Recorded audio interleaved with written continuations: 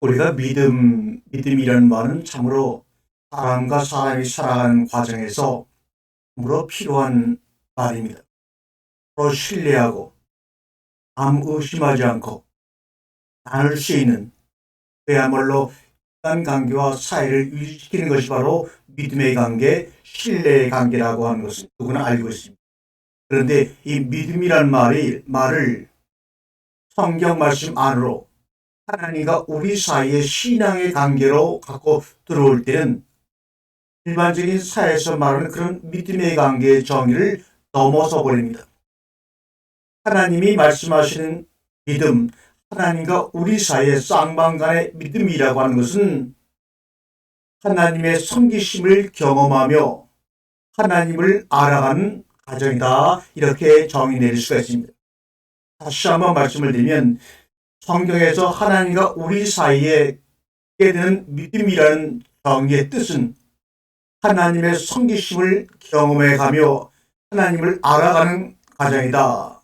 그러면서 하나님을 경험하고 알아가는 과정 속에서 하나님에게 나는 누구인가 하는 과정을 통해 또한 내 자신이 누구인가 너 자신을 알라고 하는 그 말의 표현대로 나 자신을 알고 완성시켜가는 과정이 믿음의 종착지입니다. 믿음이란 단어를 얘기할 때마다 우리가 창세기 15장의 말씀을 빼놓을 수가 없습니다. 이 말씀은 하나님께서 아브라함과 나눈 대화의 내용들입니다. 창세기 15장 1절과 10절 내용들을 여러분이 한번 이 방송이 끝난 후에 차분하게 한번 글자 글자 주목하면서 읽어보십시오. 여기서는 몇 구절만 읽어보겠습니다. 1절 여호와의 말씀이 아브라함에게 임하여 가라사대 두려워 말라 나는 너의 방패요 울타리라 지극히 큰 너의 상급이라. 이 문장은 창세기 15장에 말씀해 나가는 가운데서 먼저 결론을 짓고 2절 3절을 말씀하십니다. 이 1절은 하나님이 일방적으로 자원하셔서 아브라함과 맺으신 하나님의 언약입니다. 뭐라고요? 안옥히 나는 너의 방패가 되고 지극히 이 지극히라고 하는 히브리어 메오드는 힘이 아름답다고 말씀할 때 썼던 창세기 1장 31절에 나오는 힘이라는 단어와 똑같습니다. 힘이 큰 라바 너의 상급이다. 이 상급이라는 말은 너의 가치가 되고 내가 너의 가치가 되고 너의 급료가 되고 너의 생의 음료가 된다. 양식이 된다는 말입니다. 하나님이 일방적으로 하란에 살던 아브라함을 끄집어내어서 아무런 조건도 없이 나는 너를 보호하는 울타리야. 울타리 안에 있던 아담을 울타리 밖으로 내보낼 때 했던 울타리요 지극히 큰 너의 상급이다. 내가 바로 너 자신과 같은 너의 가치다. 그러므로 너의 가치를 판단할 때는 너의 행위나 너의 수행을 통해 너의 가치를 판단하지 말고 바로 나 자신, 너를 낳고 너를 창조하고 너의 울타리가 되는 내가 바로 너의 가치라는 것을 인식하고 고백하고 그렇게 살아라 이 말입니다. 여기서 큰 상급이라고 할 때 큰이라는 히브리어 라바는 아주 절대적인 의미를 갖고 있는 단어입니다. 또한 이 크다고 하는 라바는 내가 너에게 상급이 되고 가치가 되는 것 자체는 바로 그것이 나의 사역이다. 하나님이 일하시는 자체가 바로 너의 상급이 되고 너의 가치가 되기 위한 것이라고. 이것은 아브라함에게만 하신 말씀이 아니라 바로 여러분과 오늘 저에게도 하시는 말씀입니다. 그런데 이러한 어마어마한 하나님의 언약을 듣고도 이 말씀이 전혀 무슨 말씀인지 아브라함은 그 말씀이 자기에게 어떤 의미가 있는지 알지 못하고 있다는 것을 2절에 아브라함의 말을 통해 알 수가 있습니다. 이르되 주 여호와여 무엇을 내게 주시려 하나이까 마티텐리 나를 위하여 무엇을 주시렵니까? 나는 자식이 없사오니 나의 상속자는 이 다메섹 사람 엘리에셀이다. 아니, 우리를 지으신 만유의 주 하나님이 나는 너의 울타리가 되고 너의 상급이 될 거야. 이렇게 말씀하시는데 아브라함은 그 울타리와 그 상급이 당장 눈에 보이지 않는다고 눈에 보이는 것으로 나를 위하여 무엇을 주시렵니까? 참으로 자기 자신을 알지 못하는 정말 그러한 꾸라지를 가지고 있는 사람들이 할 수 있는 말입니다. 아마 이것은 저의 고백일지도 모릅니다. 아브라함을 탓할 것이 아니죠. 1절 3절 하나님께서는 그 마음을 안정시키면서 아브라함의 이야기를 또 듣습니다. 아브라함이 또 이르되 주께서 내게 씨를 주지 아니하셨으니 내 집에서 길린 자가 내 상속자가 될 것입니다. 내게 씨를 주지 아니하셨으니 참으로 갈수록 가관입니다. 이것을 원래 시브리 원문대로 번역을 하면 이렇게 번역합니다. 아브라함이 말하되 and behold 보세요. 하나님 좀 보세요. 당신께서 내게 씨를 주지 아니하셨으니 힘내 똑바로 보세요. 나에게는 자식이 없습니다. 보세요라는 behold라는 말을 보세요. 그 다음에 좀 더 강조해서 똑바로 보세요. 나에게 당신이 준 씨가 있나? 뭡니까? 4절에 아브라함의 이런 못된 성경을 하나님은 끝까지 참으시면서 아니란다 아브라함아. 그 사람 엘리에셋이 내 상속자가 아니라 내 몸에서 날 자가 내 후사가 될 거야. 그러면서 5절에 그를 이끌고 밖으로 나가 이르시되 하늘을 우러러 무뼈를 셀 수 있나 보라. 또 그에게 이르시되 내 자손이 이와 같으리라. 그러면서 갑자기 뜬금없이 나를 위하여 무엇을 주시겠습니까? 보세요 하나님 보세요. 똑바로 보시란 말이에요. 이러고 있는 아브라함을 도대체 왜 하나님은 아브라함이 여호와를 믿으니 여호와께서 이를 그의 의로 여기시고 이렇게 단정적인 말씀으로 결론을 내십니까? 뜬금없이 갑자기 아브라함이 개가 천사는 것도 아는데 여호와를 믿으니 이게 뭐지요? 도대체 아브라함이 무엇을 믿었는지 아무것도 믿은 것이 없는데 믿음의 내용이 아무것도 없는데 하나님이 1절과 마찬가지로 일방적으로 자신의 언약 안에 아브라함이 여호와를 믿었다고 인쳐주시고 그래서 그를 의롭다고 결정을 내신 다음에 아브라함의 25년간 100살까지 이삭을 주시기까지 그를 다듬어가며 변화시켜 나가시는 우리 하나님의 열심과 사모함과 그 인내 너무나 감격스럽지 않습니까? 여호와를 믿으니 왜 에민 아도나이 와헤우시에베아 로 체데카 이 체데카라는 말은 여기시고 사역동사입니다. 여호와께서 아브라함을 품고 그를 의롭다 칭하시겠다는 말입니다. 여호와의 신실하심 안에서 여호와를 믿으니라는 말은 앞에 여호와 앞에 베이트라고 하는 전치사가 붙어있기 때문에 영어로 인입니다. 본못 아래. 그러므로 아브라함이 여호와 안에서 믿으니 그 말은 여호와 안에서 아브라함이 여호와 안으로 들어간 것이 아니라 여호와께서 그를 품고 여호와의 신실하심 안에서 아브라함이 하나님이 의로 여길 정도로 믿음의 삶이 완전하지 않지만 그렇게 여겨 주시겠다는 선언입니다. 로체데카 하나님이 일을 하시고 있는 겁니다. 여기서부터 하나님이 아브라함이 여호와 안에서 여호와가 그를 품음으로 그를 신실한 안에서 끌어들임으로 여호와의 사역이 여호와의 언약의 이루어짐이 지금부터 출발하였다는 것을 아브라함이 여호와를 믿으니 여호와께서 이를 그의 의로 여기시고 라는 문장을 통하여 알 수가 있는 겁니다. 하나님의 사역이란 도대체 무언가? 하나님으로 지대가 사회에 가기 시작하고 큰 상급이라고 말할 때도 하나님의 일을 시작하셨다고 하는데, 그렇다면 그 사역, 그 일, 그것은 뭡니까? 앞에 문장을 유추해 보게 되면 하나님의 섬기심을 말합니다. 언약을 맺고 언약의 대상인 그를 향하여 하나님이 그를 섬기시는 것을 하나님의 사역이랍니다. 이것을 다른 말로 말하면 바라크, 복이라는 말입니다. 축복입니다.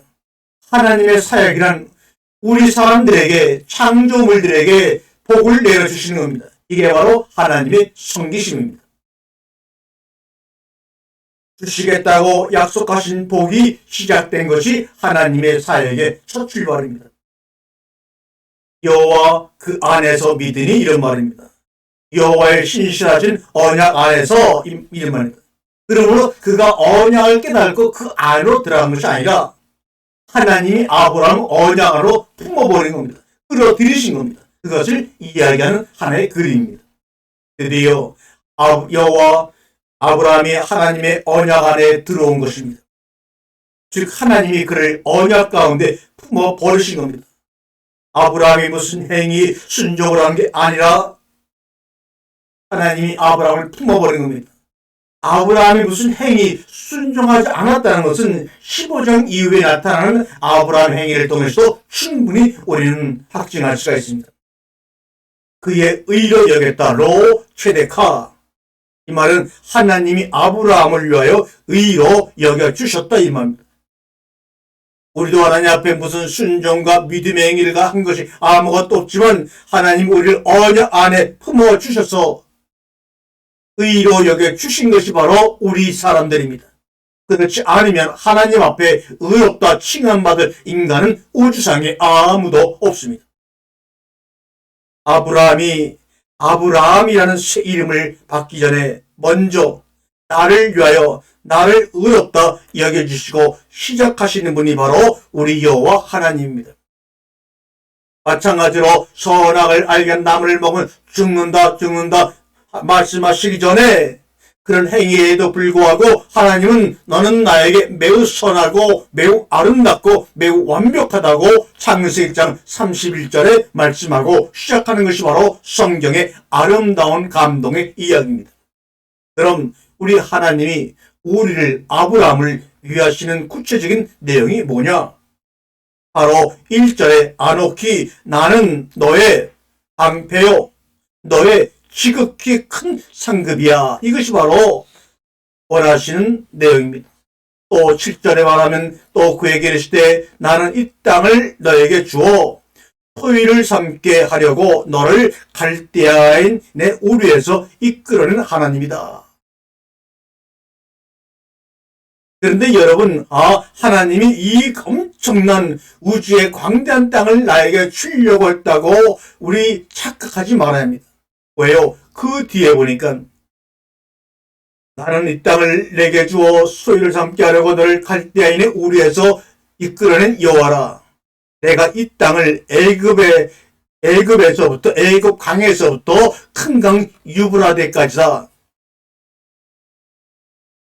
여기서 이 땅을 내게 주어 하니까 하나님이 준다고 하니까 하나님이 가지고 주시면 뭐 어디 조그만 땅덩어리를 주시겠어? 당연히 우리 머릿속에 그 정도로 엄청난 큰 땅을 주시겠지 라는 것을 우리는 의심하지 않고 그냥 믿고 넘어갑니다. 그러나 사실 큰 땅을 주시는 것 같지만 거기서 거기입니다.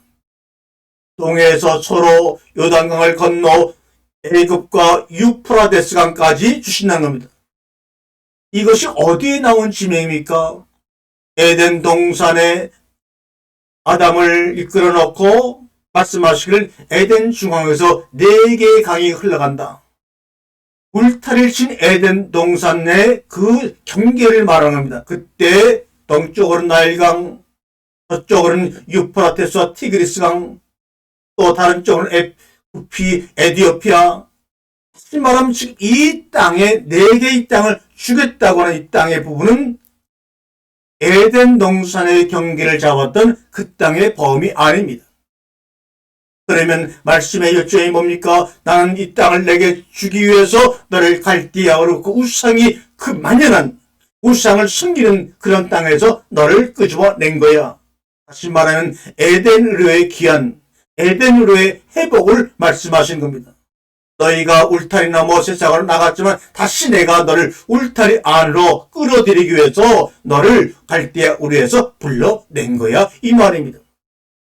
그런데 이해할 수 없었던 부분이 바로 이것이 이루어지기 위해서 에덴이 회복되고 귀한 에덴으로 귀환하기 위해서는 너희는 13절에 나오죠. 이방인의 종이 되어 400년 동안 있다가 그 후에 내 자손이 내가 말하는 그 땅으로 돌아오리라.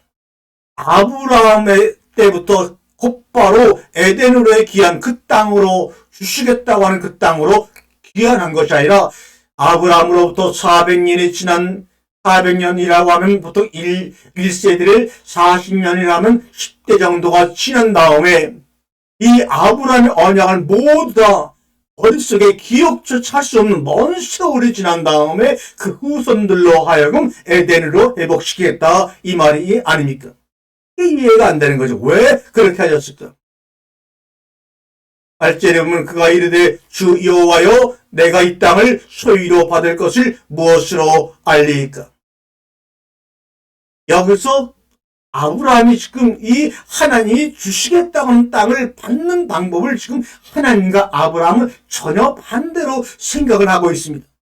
이 반대 하나님은 그 땅을 주시겠다고 하는데 어떤 식으로 주시겠다고 하는 하나님의 방법을 알고 그 방법을 받아들여야 되는데 아브라함은 하나님이 어떻게 주시건 나는 내 방식대로 하나님이 주시겠다는 그 땅을 받아들이겠다는 그 생각이 아브라함으로부터 인간들의 그 머릿속에서 사라질 때까지의 기간을 주님은 400년이라고 말씀하신 겁니다. 이 땅을 소유로 받을 것을 이것이 아라시라는 히브리어입니다. 이것은 차지한다, 빼앗다는 말입니다. 먼저 있던 소작인들을 쫓아내고 먼저 있던 부족들을 쫓아내고 내가 그들 대신 그 소유를 빼앗다, 점령하다는 뜻입니다. 하나님이 지금 주신다고 하는데 아브라함은 지금 자기가 가서 먼저 있던 사람을 내어 쫓고 몰아내고 내가 점령하리라는 것을 지금 어떻게 압니까? 하나님 내 처지를 보세요. 우리에서 떵떵거리고 살 때는 가능할지 모르지만 지금은 홀단신 남의 땅에 이방의 객으로 와 있는데 이런 내가 어떻게 당신이 말하는 그 땅을 차지할 수 있단 말입니까? 하는 불신앙의 고백입니다. 아브라함과 하나님이 생각한 땅은 다릅니다. 아브라함은 눈에 보는 육신의 땅일지 모르지만 하나님은 하나님과 아브라함과 잊어버린 사람들이 함께 누릴 에덴 동산한 에덴 안으로의 회복이고 귀환을 얘기하는 그 땅을 이야기하고 있는데도 그것을 알아채지 못합니다. 하나님은 감동으로 에덴의 회복을 허락하시는 것인데 반해 아브라함은 그 당시 사람들의 생각과 관습대로 먼저 소유하고 있던 자들을 강제로 쫓아내고 차지하고 빼앗고 점령하겠다는 생각으로 꽉 차 있기 때문에 그 생각을 가진 아브라함과 후손들을 그대로 에덴으로 귀환시킬 수는 절대로 없는 것이겠죠. 이사야 55장 8절과 9절에 이는 내 생각이 너희 생각과 다르며 내 길은 너희의 길과 다름이니라. 이는 여호와의 말씀이니라. 이는 하늘이 땅보다 높은 같이 내 길은 너희의 길보다 높으며 내 생각은 너희의 생각보다 높음이라. 아멘. 그러니 안 봐도 아브라함의 앞으로의 길이 어떻겠습니까? 하나님의 생각과 아브라함의 생각이 같아질 때까지 만들어 가진 가정을 400년의 종살이로 묘사합니다. 그래서 엉뚱하게도 우리가 이해하기 힘든 13절의 내용이 중간에 갑자기 나오는 것이 아닌가 생각합니다. 여호와께서 아브라함에게 이르시되 너는 반드시 알라. 내 자손이 이방의 객이 되어 그들을 섬기겠고 그들은 400년 동안 내 자손을 괴롭히리라. 이방의 사람들이 400년 동안 아브라함의 자손을 괴롭히는 가운데서 이방의 사람들이 400년이라는 긴 기간 동안 아브라함의 자손들을 괴롭히는 것 같지만 그것은 하나님의 생각과 아브라함의 생각이 같아질 때까지 섬기시는 하나님의 섬기심의 방법이 그 속에 숨어 있는 것입니다.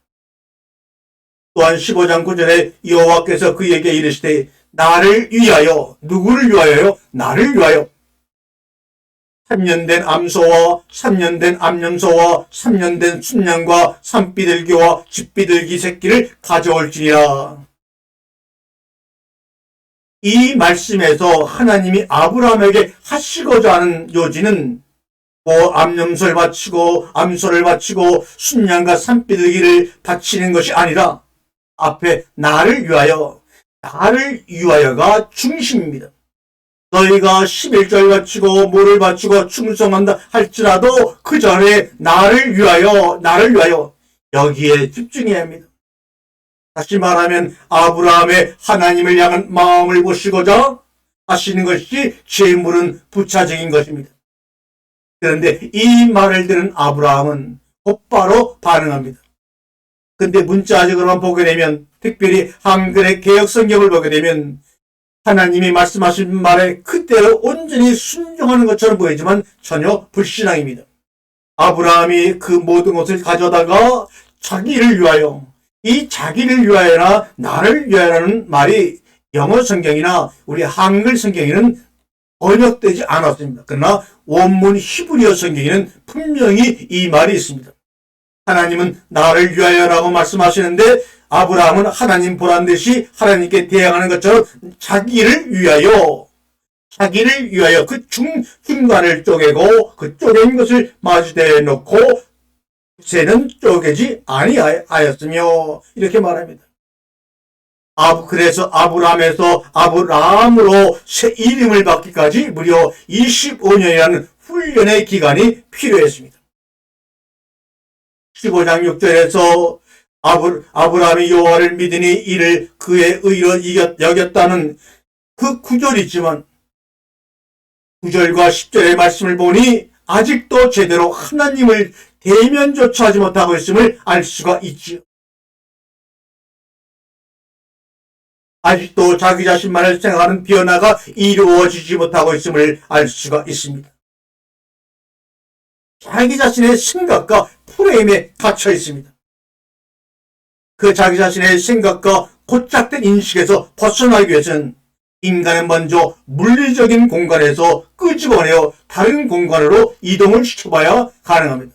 그래서 430년 동안 그들의 자손들을 애굽에 종살이 시켰고 아브라함도 아브라함이 되기까지 25년 동안 가나안 땅을 뱅뱅 유목민으로 땅 한 평 없이 돌게 하였던 것입니다. 하나님, 이 꼴 우리 아버지십니다. 제 막내 아들이 민수입니다. 다음 달에 4월달에 목사 안수를 받게 되는데 그 목사인 아버지인 한건과 그 아들인 민수는 분명히 부자관계입니다. 그러면 한건이와 민수가 부자관계인 것이 사실이라면 우리가 어떤 믿음을 갖더라도 믿음의 크고 작음에 따라 우리의 관계는 변하지 않습니다. 문제는 그 다음부터입니다. 그 아버지에 대한 믿음에 따라 감정적으로 느껴지는 상태는 하늘과 땅의 차이입니다. 부자관계라고 하는 것은 특별한 목적이 없는 관계입니다. 아무런 목적의식 없이 서로 믿고 안 믿고의 관계를 떠나서 서로 손을 잡고 전 초목을 걷다 보면 그 부자 사이의 관계 속에 펼쳐지는 놀라운 차원의 기쁨으로 들어갈 수 있고 기쁨과 소통을 누릴 수가 있습니다. 부자관계라는 기억의 회복 속에서 걸어가는 걸음과 믿음에 따라 달라지는 그런 걸음을 가지고 걸어가는 것은 하늘과 땅의 차이입니다. 그러면 인간들이 가지고 있는 하나님을 향한 믿음이나 종교의 믿음이나 서로 인간 속에서 생기는 믿음은 어떻게 만들어지느냐? 어느 날 내가 개가천선하고 내 안에 뭔가 신심이 생겨서 믿어지게 되었다고요? 아닙니다. 내가 내 믿음을 만든 것 같지만 여러분 조금만 생각해 보세요. 사회 속에 나와서 사람과 더불어 부대끼고 교육을 받고 사회생활을 경험하기 전에 어린아이들은 그들에게는 어떤 믿음이 없습니다. 그저 모든 것을 포용하고 받아들이며 옹알거리며 웃고 배고프며 울 뿐입니다. 우리가 사회생활을 하고 어느 종교의 신앙생활하고 학교에서 가르침을 받고 문화생활을 누리며 새로 생기는 많은 가족들과 함께 관계를 하고 또 그 사이에 들려주었던 많은 말들이 내가 해주었던 모든 말들이 나의 믿음과 그들의 믿음을 형성하게 되었던 것이죠. 그럼 믿음의 변화는 또 뭡니까? 그런 관계 속에 그런 인식 속에 갇혀있던 우리가 그 변화를 느낀다고 하는 믿음의 변화는 자기가 누구인지 헛된 자기, 보이는 것으로 꾸며졌던 이 자기의 참모습을 알아가는 과정입니다.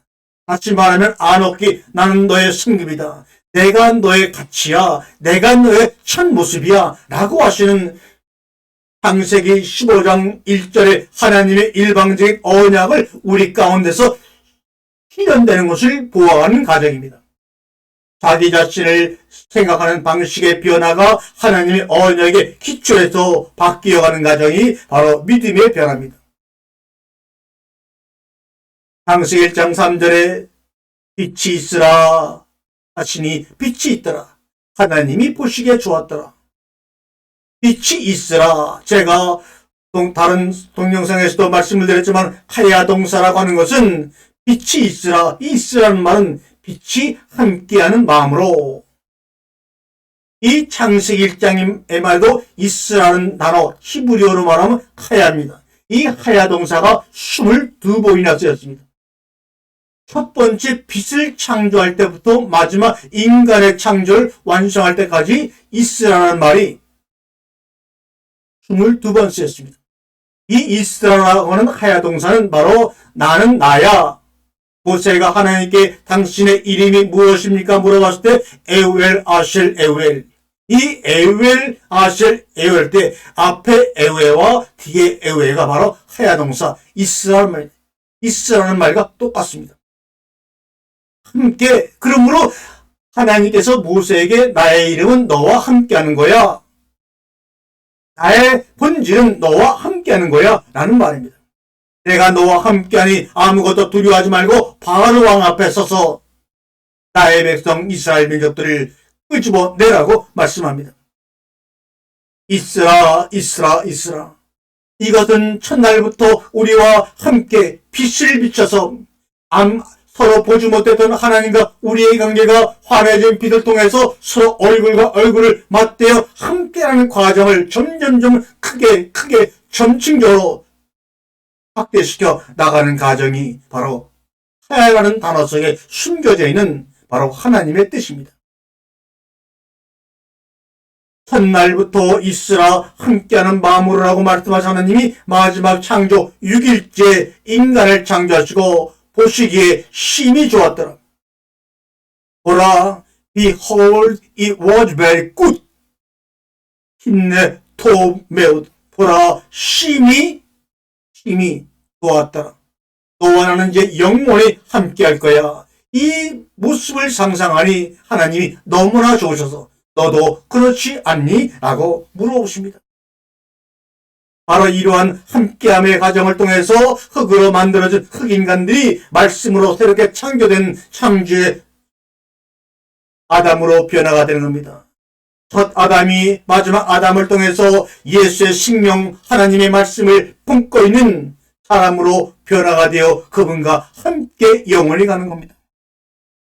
인간을 창조하시고 하나님이 아담을 창조하시고 하나님이 여자와 남자를 창조하시고 그들을 창조하시고 1장 31절을 보게 되면 원문 히브리어 성경을 보게 되면 분명히 창조했다는 말이 3번 나옵니다. 그러면서 마지막에 그들을 창조하시고 그들에게 그러므로 함께하는 너와 나 여자와 남자 아담과 이브는 아무나가 아닙니다. 하나님에게 있은 오직 그들입니다. 그래서 오직 하나님 앞에 그들이기 때문에 당신과 나 이 방송을 듣는 수많은 구독자 여러분들, 성도 여러분들, 바로 여러분들이 하나님 앞에 유일한 그들이기 때문에 하나님은 그들에게 복을 주시고 그들을 섬기셨던 것입니다. 그런데 우리는 창세기 장에서 하나님이 인간에게 처음으로 하신 이 말씀, 17절의 말씀, 선악을 알게 하는 나무를 먹으면 죽고 죽으려는 이 말씀을 인간의 문자적인 해석의 한계를 벗어나지 못하고 그 문자를 통하여 숨겨져 있는 그 소리, 하늘의 울림을 알지 못하고 부정적인 명령으로 인식하여 그것을 인간들이 피할래야 피할 수 없는 원죄로 만들어 버렸습니다. 후에는 칼빈이 인간의 전적인 타락으로 인하여 아거스틴의 원죄론을 확인 사살함으로 말미암아 이것이 기독교의 기본 교리가 되었고 믿음이 되었고 출발이 되었고 하나님을 알게 되는 거울이 되었습니다. 희미한 거울이요. 그리고 또한 우리 인간들은 자기 자신에 대한 첫 인식이 되어버리고 가치가 없는 인간으로 인해서 우리의 삶이 출발되었다고 생각합니다. 이 첫 인식을 기초로 하여 모든 믿음이 형성되어졌기에 첫 단추가 잘못 끼워졌기에 아무리 애를 쓰고 용을 써도 믿음의 완성과 믿음의 변화를 가질 수가 없었던 것입니다. 이제는 이것을 깨어부수고 다시 태어나야 합니다. 새 생각으로 새롭게 되어야 합니다. 이것이 바로 회개입니다. 회개라고 하는 것은 여러분도 잘 알지만 하마르티아라고 합니다. 즉 쉽게 말하면 첫 단추를 잘못 끼운 겁니다. 옷을 입었는데 첫 단추를 잘못 끼운 겁니다. 관역을 잘못 맞춘 겁니다. 하나님과 자기 자신에 대한 인식을 잘못 갖고 출발한 것이 죄입니다. 그렇다면 회개는 메타노이아는 마음을 돌이키는 것인데 방향을 잘못 잡은 것, 관역을 잘못 맞춘 것을 바로 잡는 겁니다. 창세기 3장에 선악과를 먹은 선악과의 사건을 조사하는데 창세기 장 17절의 깨달음과 인식이 잘못되다 보니 창세기 3장의 선악과의 사건을 수사하는데 초등수의 방향을 잘못 잡을 수밖에 없던 것이죠. 그러므로 참믿음 복음이란 창세기 15장 6절과 창세기 1장 31절의 말씀처럼 아브라함이 여호와를 믿으니 여호와께서 이를 그의 의로 여기시고 하나님께서 여호와를 언약 안으로 그의 신실하신 안으로 품어버리니 이를 하나님께서 그의 의로 여기시고 창세기 1장 31절에 하나님이 지으신 그 모든 것을 보시니 보시기에 심히 좋았더라. 창세기 15장 6절과 창세기 1장 31절에 하나님의 진실하심 안으로 회복되는 것이 참믿음 복음입니다. 당신이 하나님 아버지를 좋아하고 진정으로 진지하게 진실로 그분과 함께 여행을 삶을 시작하기를 진심으로 원하신다면 당신은 어디서 출발하는 것이며 알파가 무엇이며 행선지가 도착지가 오메가가 어딘지 당연히 알기 원하여야 할 것입니다. 그런데 우리는 수천 년 동안 출발지는 인간의 전적인 타락이라고 하는 원죄에서 시작을 하여 그래서 예수가 십자가에 죽은 것도 나의 원죄를 해결하기 위한 것이고 이 원죄를 해결해 주신 예수를 믿어야지만 구원받는 것이고 내가 구원받았으니까 헌신하고 봉사하고 구제하고 건축하고 은혜를 갚아야지만 내가 하나님 나라 마지막 행성지에 도착한다고 하는 그것도 죽어서 천당 간다고 하는 그러한 사상이 기독교 신앙의 알파 오메가였다면 그렇다면 인생 80년 동안 사는 동안에 일어나는 오욕칠종과 생로병사 그 모든 것들이 해석이 안 되잖아요. 그러나 알고 깨달으면 우리 인생의 해석이 달라집니다.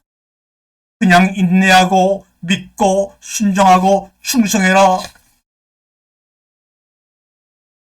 하늘나라에 가서 받을 상급을 생각하고 너를 위한 상급이 천국에 준비되어 있음을 믿으라. 그냥 믿는 거 남보다 좋은 상급 받아야지. 이런 막말이 어디 있습니까? 하늘나라에 가서도 상급의 가치가 있고 크고 좋음이 있고 그런 차별이 있는 곳이 지옥이지 천국일 리가 없지 않아요. 창세기 15장 1절에 이후에 여호와의 말씀이 환상 중에 아브라함에게 임하여 이르시되 아브라함아 아브라함아 두려워하지 말라. 나는 내 방패요 너의 지극히 큰 상급이니라. 이 말은 무슨 말입니까? 이 말은 무슨 말입니까? 날 좀 믿어다오 아브라함아. 아브라함아 아브라함아 나는 너를 지극히 사랑한단다. 이 말씀 아닌가요? 이것이 우리 신앙의 여행의 출발점이고 알파입니다. 하나됨의 도착점이기도 합니다. 그 증거가 안옥히 내가 너의 방패가 되어주시고 자신을 우리의 큰 상급으로 주시기 원하시면서 믿음의 여행, 복음의 여행을 지금까지 하고 계십니다. 이것을 위해 하나님의 섬기심, 무릎을 꿇으신 즉 복을 주신 것으로 시작하신 것입니다. 이런 하나님 앞에 누가 무엇을 가지고 신앙의 출발, 하나님의 여행의 출발을 번제를 지어서 죽을 수밖에 없는 인간을 위한 구원의 여행이라고 이야기를 하십니까? 이 축복의 결과 하나님을 만나는 자리까지 하나님을 사랑하는 그 정점까지 우리는 나아가는 것입니다. 거기에는 우리 행동이 크게 영향을 미치지 못합니다. 이때 터져나오는 감탄사가 바로 복음 유앙게리온이라는 감탄사입니다. 이 복음이라는 단어는 원래 유앙게리온은 어떤 명사가 아니라 감탄사입니다. 페르시아의 침공으로 나라가 완전히 멸망당할 수밖에 없는데 그리스의 여러 병사들이 페르시아 군들을 이기고 왔다는 승정보를 들었을 때 각 동굴과 집 속에 숨어있던 사람들이 있는 그대로 벗은 그대로 발가벗은 그대로 신발도 신지 않은 그대로 그리스 아테네로 뛰어나와 외쳤던 함성을 유앙게리온이라고 헬라어에서는 지칭하는 겁니다. 그리스인들이 페르시아와의 마라톤 전쟁에서 승리났다는 병사 외치는 소리를 듣고 산속에 숨어있던 사람, 바위 속에 숨어있던 사람, 집안에 꽁꽁 숨어있던 사람들이 아테네 시내로 튀쳐나와 벌거벗은 온몸으로 외치는 그 함성이 바로 유앙게리온이라는 것이고 그것을 우리는 복음이라고 번역한 것입니다. 유앙게리온이란 다시 말하면 마라톤 전쟁에서 승진의 소식을 듣고 시민들이 외쳤던 함성의 소리입니다. 이때 처음으로 유앙게리온이라는 말이 사용되었고 만들어졌습니다. 뭡니까? 아담이 벌거벗었으나 부끄러워하지 아니하더라가 회복되는 과정이 유앙게리온 복음입니다. 믿음이란 내가 말씀을 믿고 순종한다.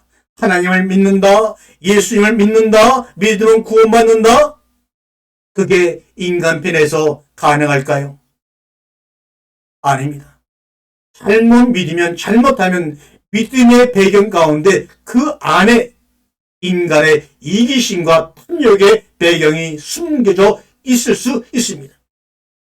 왜? 무엇 때문에 믿는데? 인간 본성상 아무 생각 없이 바라는 것이 없이 믿는다는 것은 말에 어폐가 있죠. 믿는다고 하는 데에는 뭔가 기대가 있고 얻기를 바라는 것이 될 때 믿는다 말합니다. 그런데 부족함이 없다면 믿음을 가지겠습니까? 부족한데 소원한다는 거 아닙니까? 내가 뭔가 부족하기 때문에 내가 소원하고 믿는다는 뜻이 반영된 것이 믿음입니다. 여러분과 제가 이 세상을 살면서 가진 것이 넘친다면 무엇을 바라고 무엇을 소원하고 믿겠습니까? 그저 가진 힘을 가지고 자랑하고 남을 부리고 독선적으로 살겠죠. 그러므로 나는 배고프다. 나는 내가 배고프다. 나는 내가 배고픔으로 늘 가난한 자의 심령으로 살아간다. 주님이 말씀하는 거예요.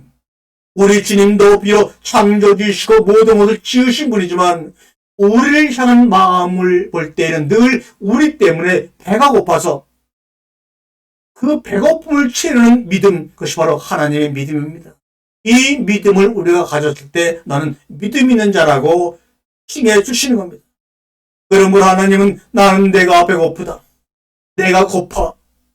하시는 우리 하나님 아버지의 음성에 귀를 기울여 보세요. 이때 우리는 응답합니다. 아버지 하나님, 나도 당신이 그리워요. 나도 당신만 생각하면 늘 그렇게 내 영혼이 배가 고파옴을 아버지 하나님 느껴요. 이게 믿음입니다. 고프니 바라고 믿고 기도합니다. 배가 고프기 때문에 오늘도 이 말씀 안에 나와서 여러분이 이 말씀을 듣고 먹고 있는 것 아닙니까? 배부른데 뭘 바라고 믿고 그래요? 오늘 제목처럼 밥 한 공기의 사랑, 이게 복음이고 이게 믿음입니다. 제 막내 며느리 현지라고 있는데 내가 그 아이에게 카톡을 했습니다. 너는 하나님께 바라는 게 있다면 뭐니? 라고 물어봤더니 예쁘게 말을 했어요. 아버님, 저는 아주 정성을 들여서 밥 한 상을 차려놓고 우리 하나님 아버지와 함께 밥을 먹어보는 거예요. 복음을 아는 아이의 마음입니다. 믿음을 갖고 있는 아이의 마음입니다. 밥 한 공기의 사랑. 그 아이의 그런 고백을 듣고 오늘 이 말씀을 써서 여러분과 나눈 겁니다. 현지야 고맙다. 너의 밥 한 공기의 사랑의 고백이 나로 하여금 오늘 이렇게 복음의 말씀을 나누게 하고 있단다. 우리는 이 고백, 이 밥 한 공기의 사랑이 온 세상을 변화시키는 귀한 계류를 한다는 것을 깨닫고 늘 하늘로서 내려오는 양식의 굶주린 자로서 여러분의 삶을 살기를 원합니다. 여러분의 삶 가운데 배고픔으로 여러분의 삶을 인도하시는 하나님의 은혜는 여러분의 영혼을 충분히 채워주시기 위한 하나님의 배고픔의 표현임을 알고 주님께 감사하며 기뻐하시기를 바랍니다. 아멘.